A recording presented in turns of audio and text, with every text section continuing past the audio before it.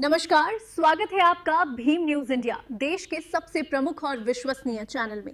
आप देख रहे हैं भीम न्यूज इंडिया। नमस्कार, मैं आपके साथ हूं। आइए जानते हैं आज की ताजा अपडेट्स। देश और दुनिया में क्या चल रहा है उसकी पूरी जानकारी लेकर हाजिर हैं। सबसे पहले बात करते हैं आज के मुख्य समाचार की। अम्बेडकराइट महिलाएं क्या सोचती हैं बाबा साहब डॉक्टर भीमराव अंबेडकर के बारे में। आप देख रहे हैं भीम न्यूज इंडिया विनय सिंगल के साथ। निवेदन है आपसे कि यदि आप हमारे चैनल पर नए हैं तो प्लीज़ हमारे चैनल को यूट्यूब पर सब्सक्राइब कीजिए, लाइक कीजिए, शेयर कीजिए, कमेंट्स कीजिए। भीम न्यूज इंडिया के फेसबुक के पेज और ट्विटर के पेज को भी आप फॉलो कर सकते हैं। बहुसंख्यक समाज के हक अधिकार के लिए जातिगत जनगणना जरूरी है। इस पर आज महाकुंभ आयोजित किया जा रहा है दिल्ली के कॉन्स्टिट्यूशनल क्लब में।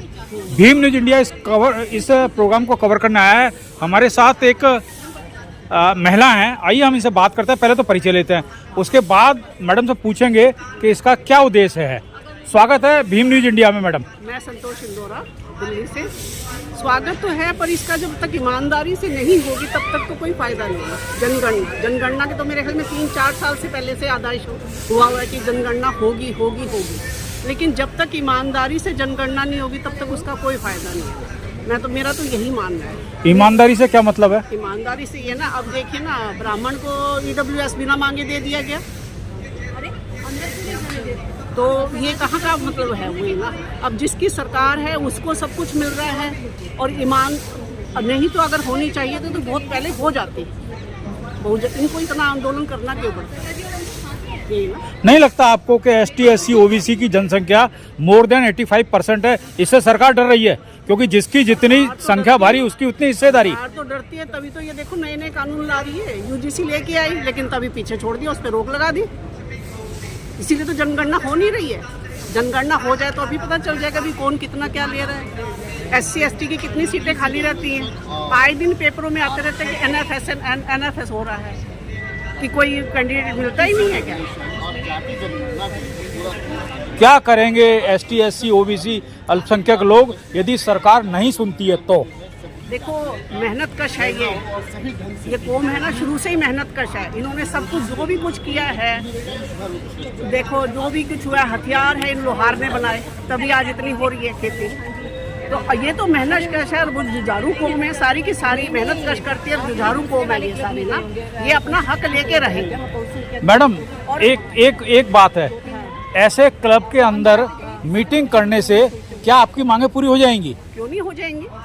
सरकार तक तो खबर पहुंचती है ना, क्यों नहीं? हमारे लोगों को देखो, जो दूर दूर से आ रहे हैं उनको पता लग रहा है ना भी हाँ, हमें अपने हक के लिए आवाज कहाँ उठानी चाहिए। रोड पर निकलने की जरूरत नहीं है इसमें। रोड पे तो निकलते हैं, क्यों नहीं? भारत बंद नहीं हुआ था क्या? 2 अप्रैल को वो रोड बंद नहीं हुआ था क्या? हुआ था ना। जब जरूरत पड़ेगी तब वो भी करेंगे सारे मिलके।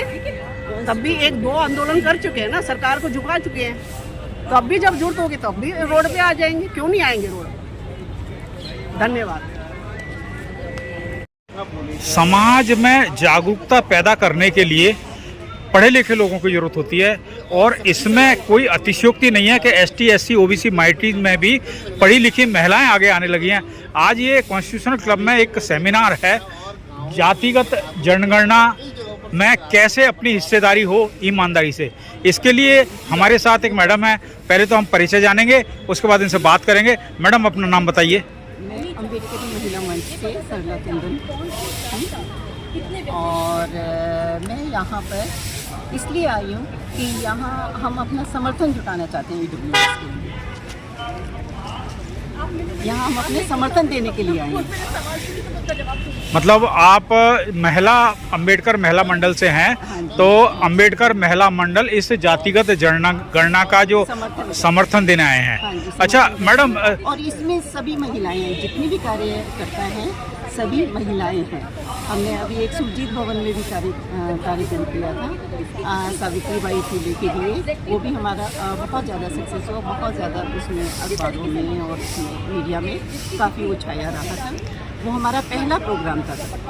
मैडम अभी जो जातिगत जनगणना हो रही है, इसमें क्या त्रुटियां हैं? क्या लग रहा है आपको, कहाँ कमी रह गई? तो ये जो मकान के लिए जो कॉलम नंबर 12 है, जिसमें मकान की वो जनगणना के चक्कर में उसमें एक SC और ST कॉलम है। हम चाहते हैं कि SC और ST कॉलम के साथ अन्य पिछड़ा वर्ग जो है उनका भी कॉलम होना चाहिए, माइनॉरिटी वालों का भी कॉलम होना चाहिए। क्योंकि ये सब हम सब मिलकर हैं। हमारी जो जनसंख्या है वो कम से कम यहाँ 90% है इन सबको मिलाकर। वो अलग उनको रखा नहीं गया है, उनको अलग कर दिया है, जबकि फ़ायदा सभी को मिल रहा है। तो हम चाहते हैं कि उस SC ST के साथ अन्य पिछड़ा वर्ग जो है वो भी उनका भी कॉलम रखना चाहिए। EWS कोटे में आप देख रहे हैं क्या चल रहा है, इसके बारे में क्या कहना है आपका? अभी UPSC का रिजल्ट आया, उसमें टू और फ्रो हुआ है। बिल्कुल हुआ है। और देखिए ना आप कि जिस बच्चे के रिटर्न में हाईएस्ट मार्क्स आए थे इस बच्चे के रिटर्न में, और जो इंटरव्यू हुआ था उससे उसको पीछे कर दिया, और जिसके कम मार्क्स है उसको आगे कर दिया। ये पक्षपात हिंदुस्तान में कब तक चलेगा, ये बताइए आप। देखिए ये है कि हमें ही आगे उठ कर आना है, हमें ही एक दूसरे का सहारा बनना है। और जब तक हम सहारा नहीं बनेंगे, समर्थन नहीं करेंगे इन चीज़ों का, हम अपनी राह पर सच्चाई से चलते चले जाएं, अपने हक के लिए लड़ते चले जाएं और करते चले जाएं, तो हो सकता है कि मंजिल आसान हो जाए।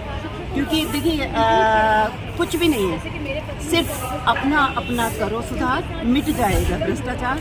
हमें क्या है, अपनी ईमानदारी से, गलत तरीके से नहीं, ईमानदारी से हमें आगे बढ़ना है, और कभी ना कभी जरूर मंजिल मिलेगी। बाबा साहब का क्या महत्व है आपके जीवन में? ये निजी प्रश्न है एक। बाबा साहब का हमारे जीवन में बहुत ज़्यादा महत्व है। बाबा साहब का ये महत्व है कि मैं यहाँ जो आज आप मुझसे ये बात कर रहे हैं ना, ये उन्हीं की देन है। उन्होंने ही लेडीज़ को, महिलाओं को इतना अधिकार दिया है कि मैं आप आज अपने घर को भी चला रही हूँ, ऑफिस भी जा रही हूँ, और यहाँ खड़े होकर उनका समर्थन भी कर रही हूँ। तो जो मुझे ये हक मिला है ये उन्हीं की बदौलत है। और ऐसा नहीं है कि हमें ही मिला है, सभी जातियों को मिला है। जितनी भी स्त्रियां हैं उनको पढ़ने का अधिकार, क्योंकि पहले किसी भी जाति की स्त्री को पढ़ने का अधिकार नहीं था, उन्हें नौकरी पर करने का अधिकार, ये सारा बाबा साहब ने ही दिलवाया है हमें औरतों।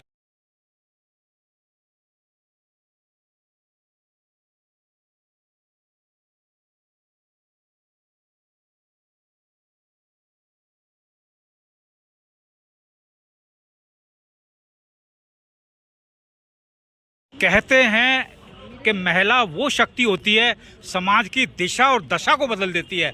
आज बहुसंख्यक समाज के हक अधिकार के लिए जातिगत जनगणना जरूरी है पर आयोजित महाकुंभ में हमारे साथ एक डायनेमिक पर्सनैलिटी है। आइए हम पहले तो परिचय लेते हैं, फिर इनसे बात करेंगे। स्वागत है भीम न्यूज़ इंडिया में। मैम बताइए क्या है आज ये प्रोग्राम और क्या कहना चाहते हैं इस प्रोग्राम के बारे में आप? मेरा नाम शालिनी है और मैं अंबेडकर नामा की डायरेक्टर हूँ। उसके साथ साथ मैं अपना अंबेडकरी महिला मंच भी चलाती हूँ और उसकी महासचिव हूँ। तो आज हम इस प्रोग्राम में शिरकत कर रहे हैं क्योंकि हमें लगता है शिद्दत के साथ कि जाति जनगणना जो है वो ऐसा मुद्दा है जिस पर घर घर से बच्चे बच्चे को भी बाहर आना चाहिए। सिर्फ पुरुषों की बात नहीं है, महिलाएं और बच्चे भी इफेक्ट होते हैं जब जातिगत उत्पीड़न होता है। आपने देखा बहुत सारी आजकल आपने देखा होगा डेथ हो जाती हैं जातिगत उत्पीड़न के मामलों के चलते। तो जो पुरुष जब मरते हैं तो कई बार पुरुष जो होते हैं वो अपनी फैमिली के अकेले ब्रेड विनर होते हैं, अर्नर होते हैं। ऐसे में पुरुष का मर जाना या उनके साथ जातिगत उत्पीड़न होना पूरे परिवार को हिला देता है। उसके बाद परिवार कहाँ जाता है ये आप समझ लीजिए। ऐसे में क्या कर सकते हैं अपन? सरकार ध्यान देती नहीं है, सारा इवन जुडिशरी से लेकर इलेक्शन कमीशन सब कुछ तो उनके कब्जे में है। कैसे करेंगे? देखिए, जब तक समाज से मांग उत्पन्न नहीं होगी ना तब तक ये सरकार आपको कुछ नहीं देगी। यदि समाज से ही मांग उत्पन्न नहीं हो रही है तो सरकार क्यों देगी? मैं एक औरत हूँ और मैं जानती हूँ जब तक बच्चा नहीं रोता है ना, हम लोग दूध नहीं पिलाते हैं उन्हें। उसी तरीके से समाज भी होता है, जब तक समाज मांग नहीं करेगा अपने अधिकारों की तब तक ही उसे नहीं मिलेंगे। क्या हर्डल्स है वैसे जातिगत जनगणना में? मेन हर्डल्स क्या है, परेशानी क्या है बताइए आप। ऐसा कौन सा कॉलम है जो इस वर्ग को दुखी कर रहा है? देखिए, जो लोग हजारों साल से समाज के ऊपर अपना वर्चस्व बनाकर बैठे हुए हैं उन्हें तो इस बात से तकलीफ होगी ही। पूरी व्यवस्था उनके हाथ में है। कोई ऐसा महकमा बता दीजिए जो आज उनके प्रभाव से मुक्त हो। हर जगह उनके लोग बैठे हुए हैं। सबसे बड़ी हर्डल तो यही है कि पूरी व्यवस्था उनके कब्जे में है। आप अपनी बात उन तक कैसे पहुंचाएं? आपकी बात सुनकर भी अनसुनी कर दी जाती है। इसका एकमात्र तरीका है, जैसे भगत सिंह कहते हैं ना, कि बहरों को सुनाने के लिए धमाके की ज़रूरत होती है। और आज के जो लोकतांत्रिक देश है उसमें आंदोलन ही सबसे सशक्त माध्यम है धमाके का। Shalini madam, one more question, last but not least, Baba Saheb का आपकी ज़िंदगी में क्या महत्व है? सीधे सीधे साफ अक्षरों में बताइए। देखिए, बाबा साहब अगर पढ़ाई लिखाई का अधिकार नहीं देते तो हम जो है आज यहाँ पर नहीं होते। शिक्षा हमें बाबा साहब के लोकतांत्रिक संविधान की बदौलत ही मिली है। उससे पहले सावित्रीबाई फूले और ज्योतिबा फूले दंपति से मेरा मतलब है, उन लोगों ने बहुत सारा काम किया, 18 स्कूल खोले, लेकिन उनके जाने के बाद वो कारवां पूरा ठप पड़ गया। लोगों ने यहाँ तक कि उनको भुला दिया। बाबा साहब नहीं होते, फूले दंपति के काम को यदि वे आगे नहीं बढ़ाते तो हमें ये अधिकार नहीं मिलता। आज मैं आपके सामने यहाँ पर खड़े होकर जो इंटरव्यू दे रही हूँ वो भी मैं नहीं दे सकती थी। Thank you. इससे पहले बहुत अच्छे वक्ताओं को मैंने भी आप लोगों के साथ बैठकर सुना। थोड़ी देर पहले तक हॉल पूरा भरा हुआ था और अब मैं देख रही हूँ कि हॉल खाली हो गया है। स्त्रियाँ जो आई हैं खास तौर से उठकर अभी बच्चों को लेकर बाहर चली गई हैं। पता नहीं क्यों हमारे समाज को लगता है कि स्त्रियों का ये मामला नहीं है। स्त्रियां सबसे महत्वपूर्ण होती हैं। आप ये देखिए, सरकार ने औरतों के वोट को कंसोलिडेट करके पूरी सरकार बना डाली और हम लोग अपने सोशल मूवमेंट से औरतों को एकदम अलग थलग कर देते हैं। तो इसलिए मुझे लगता है कि औरतों का इतना भागीदारी के साथ साथ उनकी समझ भी थोड़ी बढ़नी चाहिए इन सब सामाजिक मुद्दों को लेकर। जाति जनगणना की बात आज हम लोग कर रहे हैं तो इसको SC ST का मुद्दा तो इसमें शुरू से ही शामिल था, लेकिन मेरा मानना है कि OBC के साथ साथ थोड़ा सा इसे और एक्सटेंड कर देते हैं। जैसे कि सूरज मंडल सर ने कहा था, बेचारे जो अभागे हैं, EWS का मुद्दा भी इसके अंदर हमें जोड़ देना चाहिए ताकि ये तो पता चले कि आखिर बेचारे अभागेपन से कितने लोग प्रताड़ित हैं। मैं ज़्यादा वक्त नहीं लूँगी क्योंकि मुझे दूसरों को सुनने में ज़्यादा इंटरेस्ट है और मैं आज सुनने की नीयत से ही आई थी। मुझे नहीं मालूम था आज यहाँ पर मुझे बोलने के लिए बुलाया जाएगा। तो सूरज सर की बात को थोड़ा सा मैं एक्सटेंड दे देती हूँ 4 पंक्तियों में। मेरी स्वरचित कविता है अभागेपन को लेकर। कितने अभागे हैं वो जो देश कब्जाए बैठे हैं, कितने अभागे हैं वो जो न्यायिक व्यवस्था चटकाए बैठे हैं। शिक्षण संस्थानों पर जिनका कब्जा है, देश के हालातों को जो कब्जाए बैठे हैं। कितने अभागे हैं वो जो व्यवस्था दबाए बैठे हैं। 5 किलो राशन की जो व्यवस्था करवाए बैठे हैं। कितने अभागे हैं वो जो खुद करोड़ों हथियाए बैठे हैं। अपने अभागेपन को जो बांटने को तैयार ना होते हैं। कितने अभागे हैं वो जो संसाधनों पर जमकर बैठे हैं। कितने अभागे हैं वो जो अस्पृश्यता का दंश ना सहते हैं। कितने अभागे हैं वो जो पवित्र होकर रहते हैं। आप लोगों ने मुझे सुना, उसके लिए बहुत बहुत शुक्रिया।